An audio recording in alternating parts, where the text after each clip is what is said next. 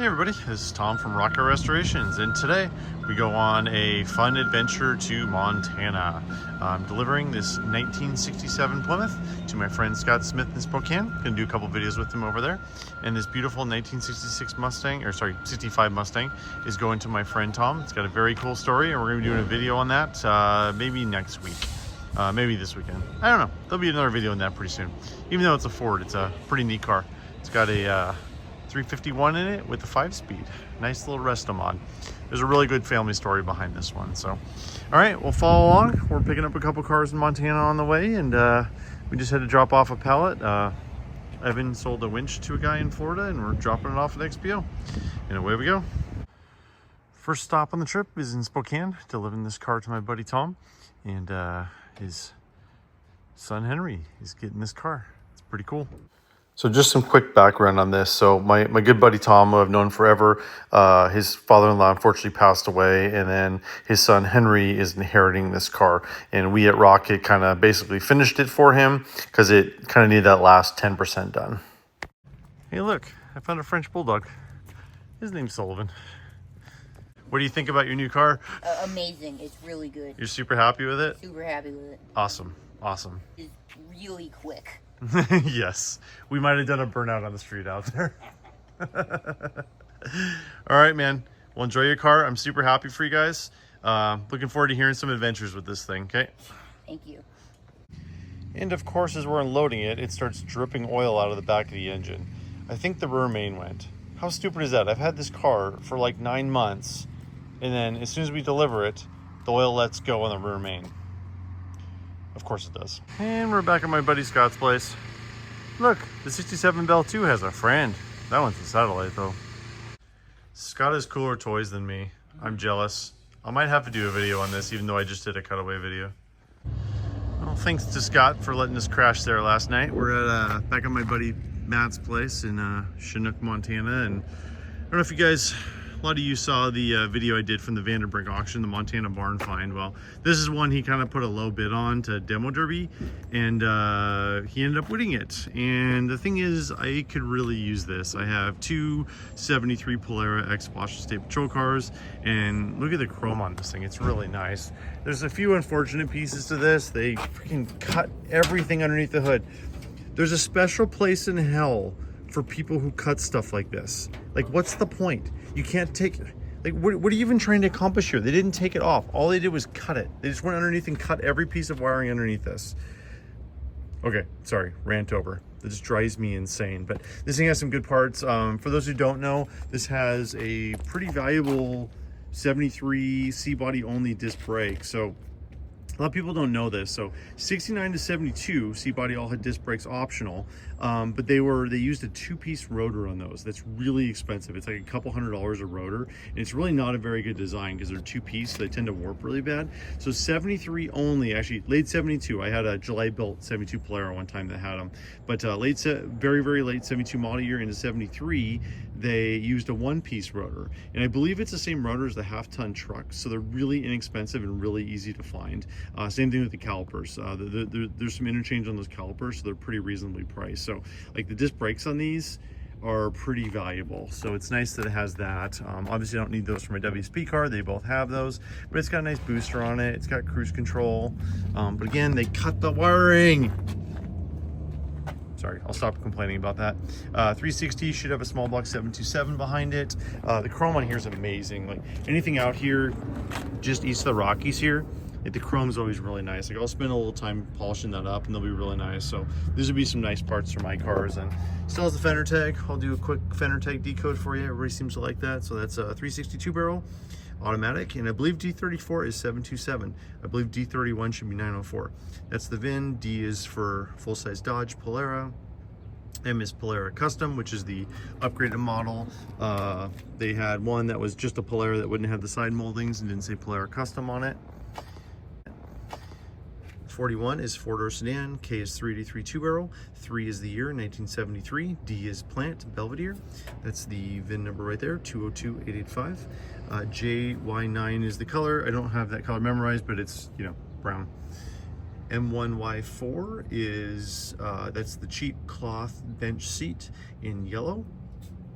JY6 is our door frame color, again yellow. 115 is the SPD, scheduled production date, which was January 15th, 1973. 168776 is the vehicle order number. V1Y is yellow vinyl top, which there's remnants left, but most of that's gone. U is built for US specs. G11 is tinted windshield. I believe it's tinted windshield only on G11, I believe. H51 is air conditioning. Fortunately, most of that's gone, including the heater box. L25 is, okay, I can't remember which one's which here. I think that's courtesy light, and that's fender turn signals, I think. We're gonna have to look that one up. Fender turn signals, unfortunately, are also gone on this. M15, that's a molding. I'm not familiar off the top of my head what that is. Again, I'll look that up. N88 is cruise control. P21 is power seat. It's actually kind of a rare option on these. Both my WSP cars have power seats as well, and one of them doesn't work because I think it was in a flood. So I'm going to actually use that seat and those rails. R11 is AM radio. V5X is the vinyl side molding, and END is Endicoats. Vinyl side molding right there. So I think I'm going to buy this. I think I talked him into, so I'm about 12 hours from home right now. He thinks he's going to Spokane in a couple weeks. So I think I'm going to have him bring it to my friend Scott's in Spokane, and then that's a little more reasonable to get back. But I mean, even look at the door panels. Like, they put a screw through that, but like, those are really nice door panels. Yeah, so, I mean, obviously mine's, the WSP car has blue interior, but like, there's a lot of really good parts on this thing I could use. Power seat down there. It also has the cruise control stock in here. Just basic 120 speedo and an AM radio. This door didn't really want to close, and neither did the hood. So Evan to the rescue with some WD-40, because I just did that on another car in the yard that I will never admit to you or point out which one it was, but I just did the same thing and broke the door hinge on the car. Now the door won't close, so we don't want that to happen. If you're wondering if the motor's good or not, it's dripping off and it's about twice as high as it should be. So I'm assuming it's full of water, and probably not. Also, a little junkyard spotting guide here. So if you're curious if this thing has 8 3/4 or an 8 1/4, which are both optional on these, this has an 8 1/4. So the 8 1/4 always has the flat end. It has a dished end to the axle on an 8 3/4. 7 1/4 has a very similar end, so they're kind of hard to tell on an A body. But on a C body like this, they're really easy to tell. I always love these dealerships out in like rural areas because they put so many flatbeds on. They just have these perfect beds sitting out here in the yard. You always see it in all these dealerships like this. Look at the plating on that, really nice. Actually, I think L25 might be trunk light. I don't know, I'm gonna look that up. Fortunately, I guess every car in the yard they did that too, which really sucks because that's really hard to fix. I'm pretty sure my Polara has the same thing. It's also a unique lock to 73 Polara too. I believe it's 1 year only. Well, it looks like the storm clouds are kind of gathering in the east here, or I guess that's the west. So we're gonna head east, though I think we're gonna grab something to eat real quick before we get back on the road. Well, we just got a severe thunderstorm warning of 80-mile-an-hour winds and huge hail. So we're gonna head east and try to outrun the storm. Yep, that's thunder. Here comes the rain. Let's go, Evan. I don't know what that is, but it's cool. Part of a thunderstorm. Oh, yay, dirt road for 10 miles. This is insane. There's like a dust storm. I can't like see anything. Yeah, it's like my entire hood's covered in like mud now. Well, at least we're back on tarmac now. But yeah, that kind of destroyed my truck. Like, look at the side windows. You can hardly see it. There's so much mud, dust, and dirt on them. Something tumbleweed. Wow. Yeah, that kind of did a number on my truck going through that construction zone. All right, well, at least we didn't hit half-inch hail. Well, at least diesel's cheap out here. I paid $4.49 around my house, and that's like the cheapest in the area. Boy, I may have to find a car wash, because, yeah. All right, enough for tonight. We're gonna go look at a Road Runner in the morning and a estate sale with a bunch of cars. Should be fun.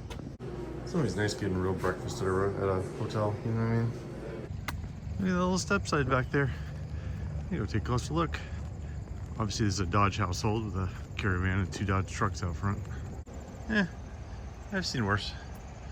Don't think it's a Warlock or anything, but that's neat. Came out to the truck, and this is kind of crazy. So this side, still dirty. This side, like, not perfectly clean, but pretty good. Must have had a thunderstorm coming through that way last night. I'm listening to a commercial on my podcast that says you don't need another car subliminally. I think it's talking to me. All right, we're gonna go look at a 69 Road Runner. Pretty excited about this. They didn't want me taking video out at the property, so here's a picture of the Road Runner. More on this later. Wow, so my buddy Jim's place, we're buying a few parts, some B-body rear seats, and we just found this Road Runner rear seat, and I'm looking at it. It's actually out of an A12 car. How cool is that? I'm gonna send the VIN. He's pretty sure he knows where the car is. We're gonna see if we can reunite this broadcast sheet. That's pretty awesome. I love going through old barns. You never know what you're gonna find.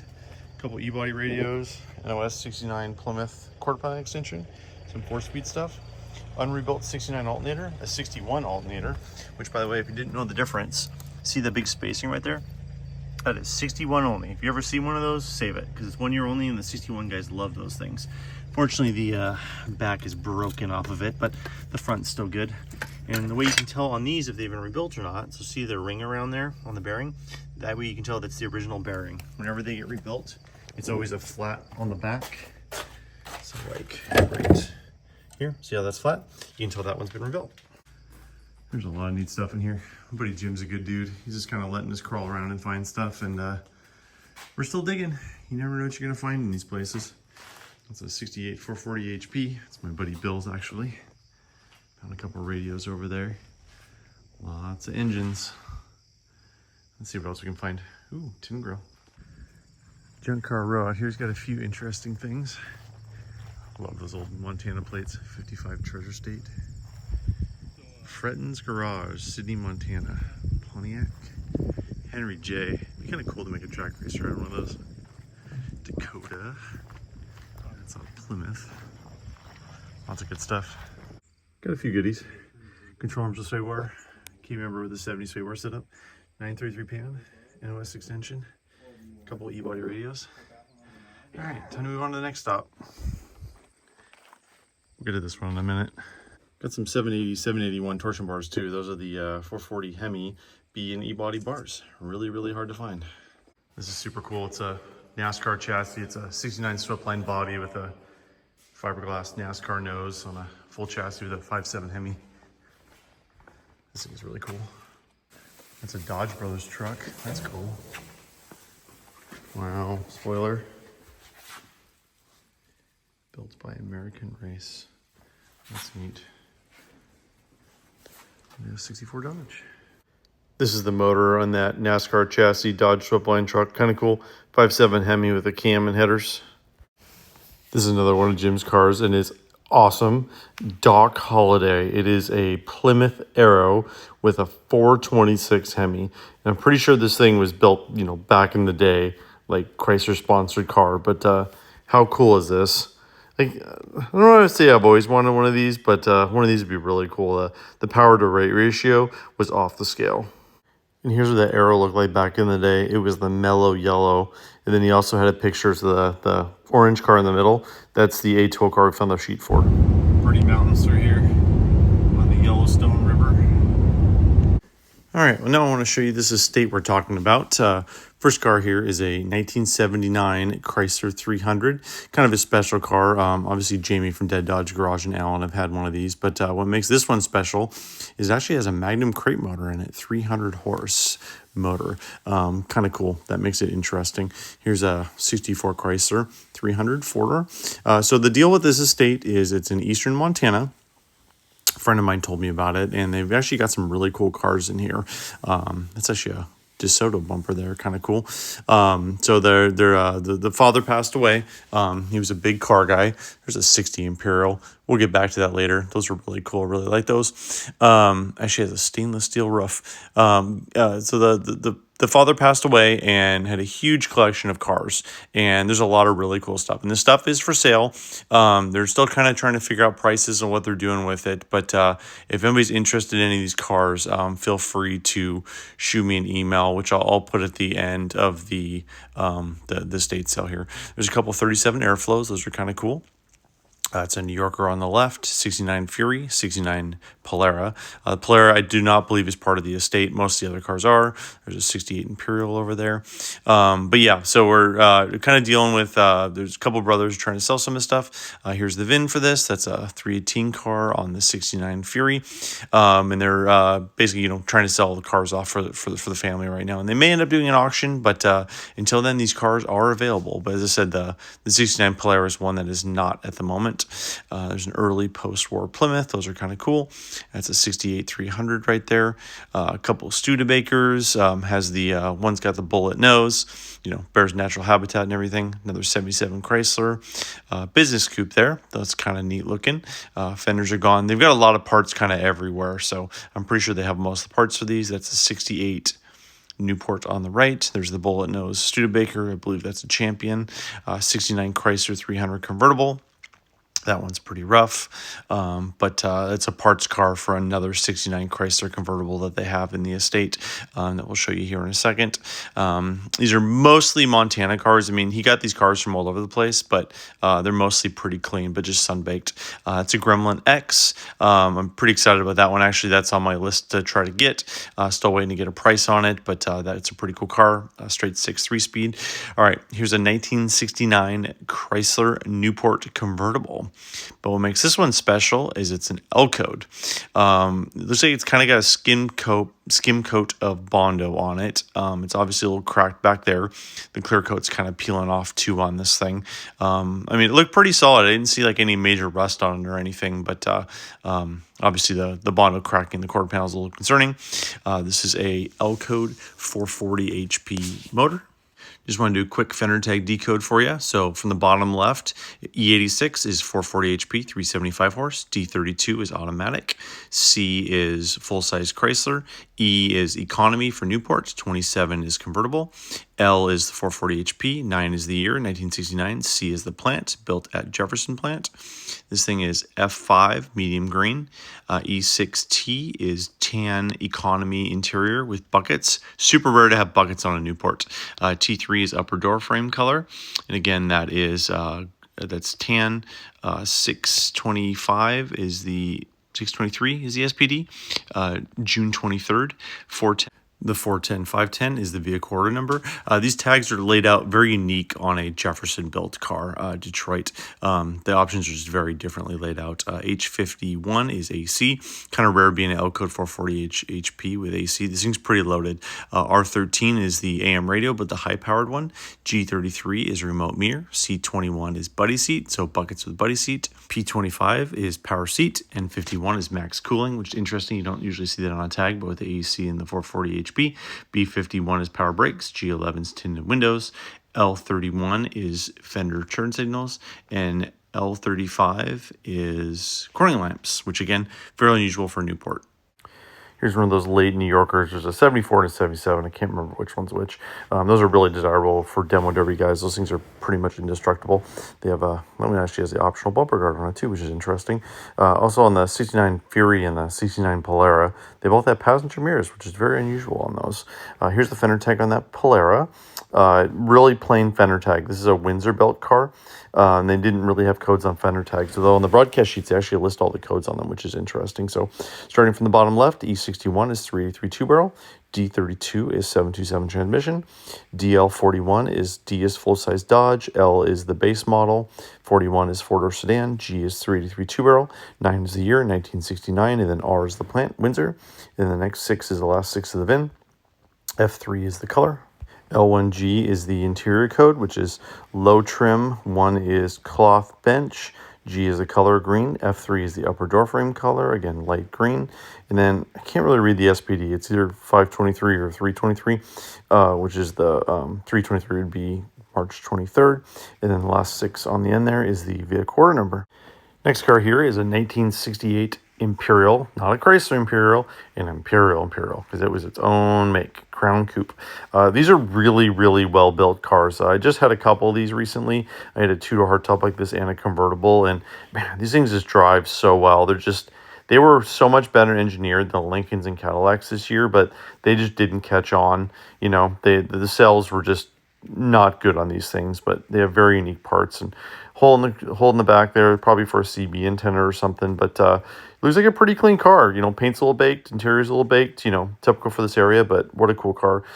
Next car here is a 1960 Imperial LeBaron. So these actually have like a custom bodied rear window on them.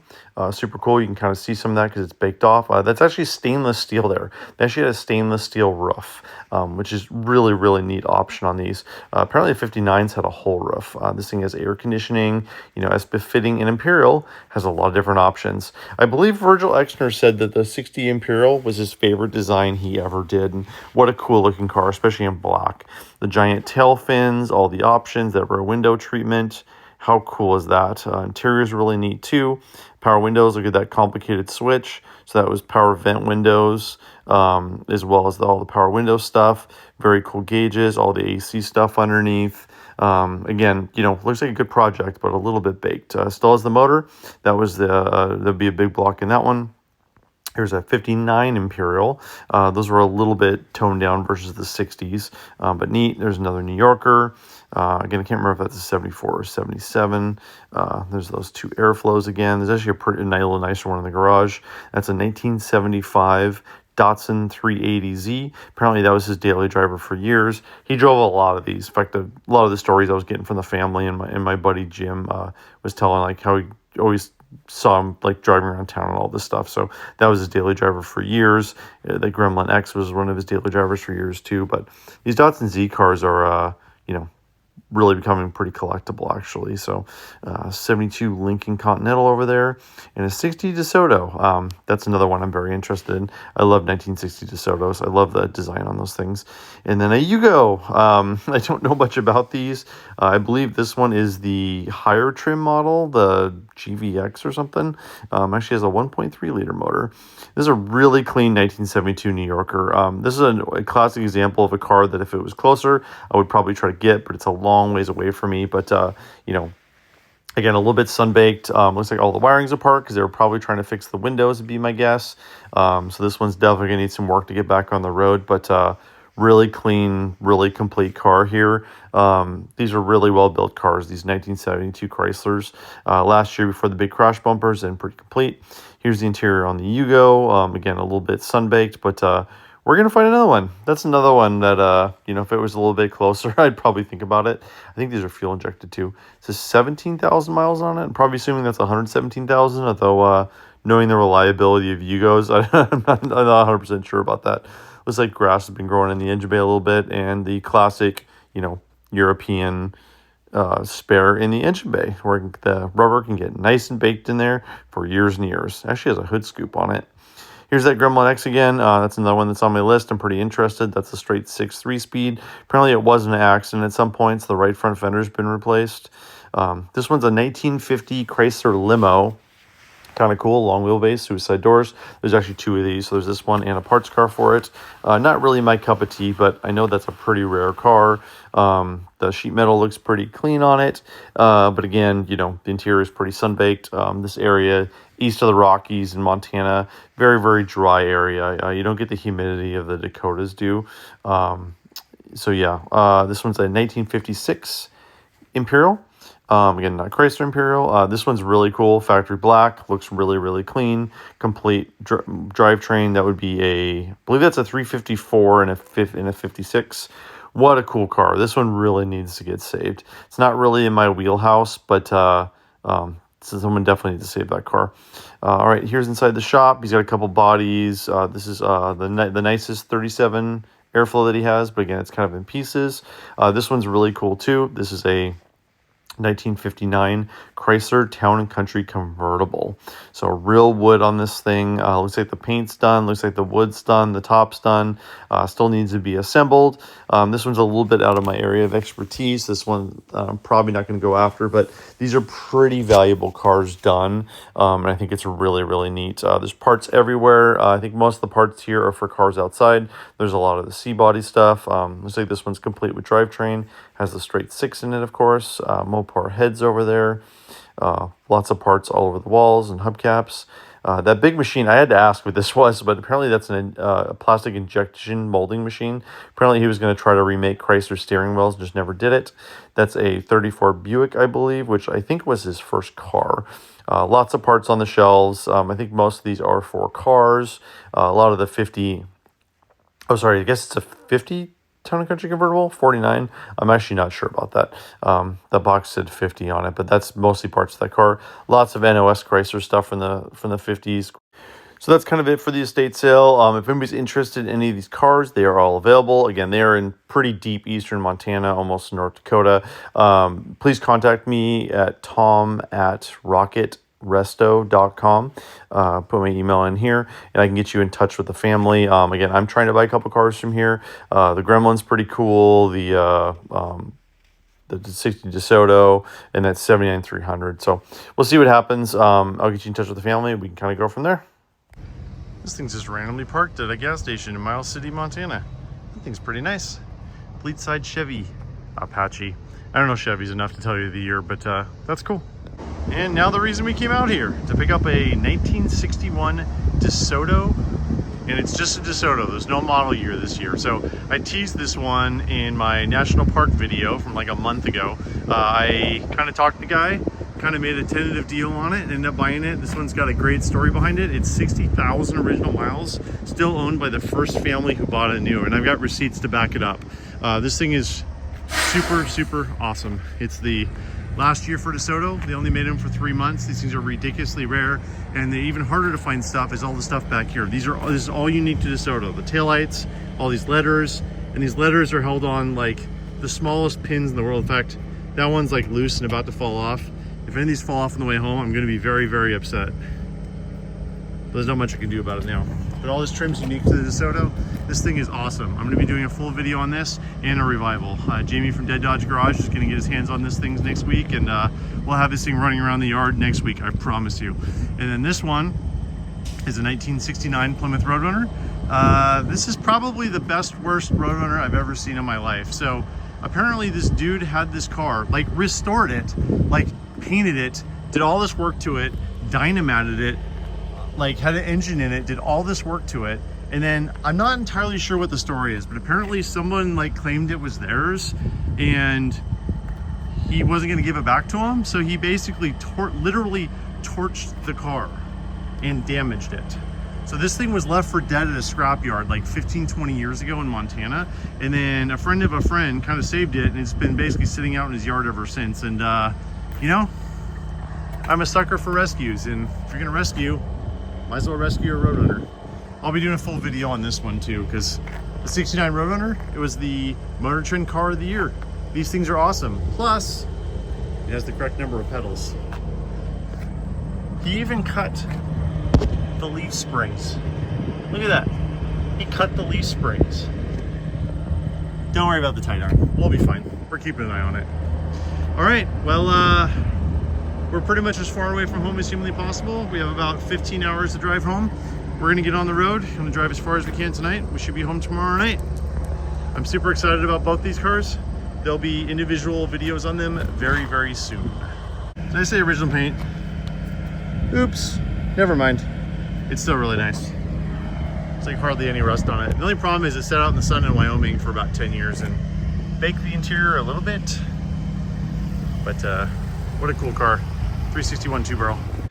Well, made it back in one piece. That was 32 hours of driving in 3+ days. That was a long couple days. Really like this Desoto. We'll get this thing running this week. And then this Road Runner has its own whole story. I'm just getting him unloaded today, although it's about 90 degrees today. Yeah, it was a really fun trip. You know, I have a lot of people always message me. It's like, Tom, how do you find all these cars? How do you find all this stuff? Well, it's being on the road. You know, this is the guy I found the Road Runner from was through a friend of a friend.